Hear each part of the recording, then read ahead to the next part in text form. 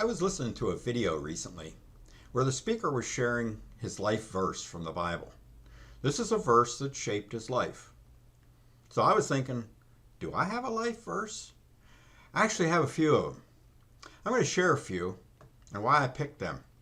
This is not a total list in order to keep the video within the time limits that I like to have. And I will ask a favor of you at the end of the video, so be prepared. This is not in any specific order, just how they came to mind. First was Joshua 24, verses 14 and 15.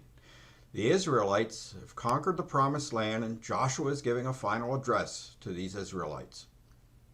Now fear the Lord and serve him with all faithfulness. Throw away the gods your forefathers worshipped beyond the river and in Egypt.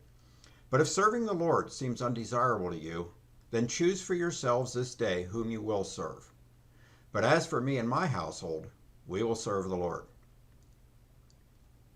When I was reading through the Bible, probably about 45 years ago, I came upon this verse, and I decided to claim it for my household. Not a bad idea for your household. Another verse comes from the book of Esther, chapter 4, verse 14b. I'm sure you've heard this before. Esther was queen to King Xerxes and had to talk to the king about a plot to kill all the Jews. Now, going to the king without an invitation could lead to death. Esther's uncle Mordecai gave her this statement. And who knows but you have come to royal position for such a time as this. God put each of us at a certain place for a certain time, for some reason. I question often, why am I here at this time in history? So I pray about it and look for opportunities that God has placed before me. Isaiah has two verses that stand out for me. In chapter 55, verse 8, God is saying, "For my thoughts are not your thoughts, neither are your ways my ways." I need to read this a lot to remind myself of that fact. It brings me back to the reality that I'm not in charge. Now also Isaiah, in verse 31 of chapter 40, Isaiah writes, "Those who hope in the Lord will renew their strength. They will soar on wings like eagles. They will run and not grow weary. They will walk and not be faint."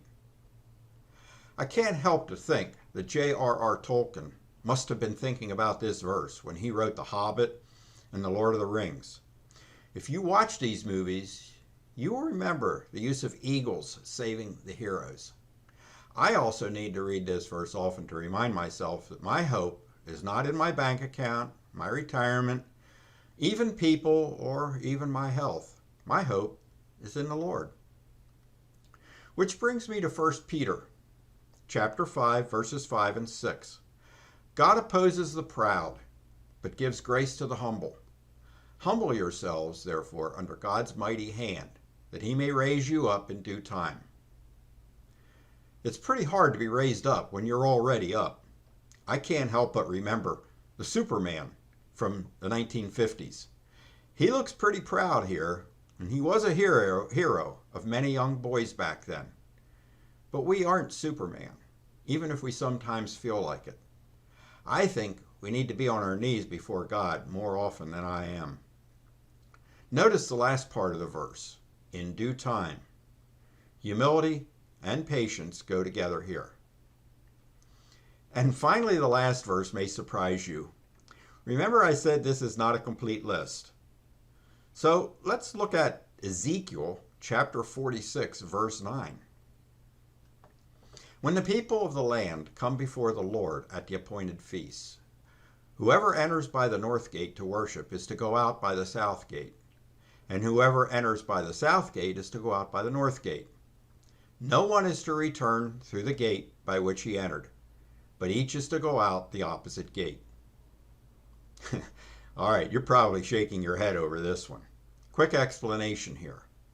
When you leave after worshiping God, you should be a changed person. So let's be practical here. During worship, is my mouth just saying the words? And is my mind thinking 1,000 thoughts that have nothing to do with the worship? Or am I fully engaged with the worship? During the message, do I keep checking my watch or phone? Or am I being transformed by the message? And finally, when I leave, is my thought to check church off my to-do list for Sunday morning? Or am I actually sad that it is over for another week? Now, that's a few of my life verses, but I have a favor to ask. What is your verse or verses, if you have any? Put them in the comments section. I'd love to hear them. You can just write the chapter and verse if it's too long, or you can write the whole verse. But either way, share them with me. And I will be thankful for you to do that, and I thank you ahead of time.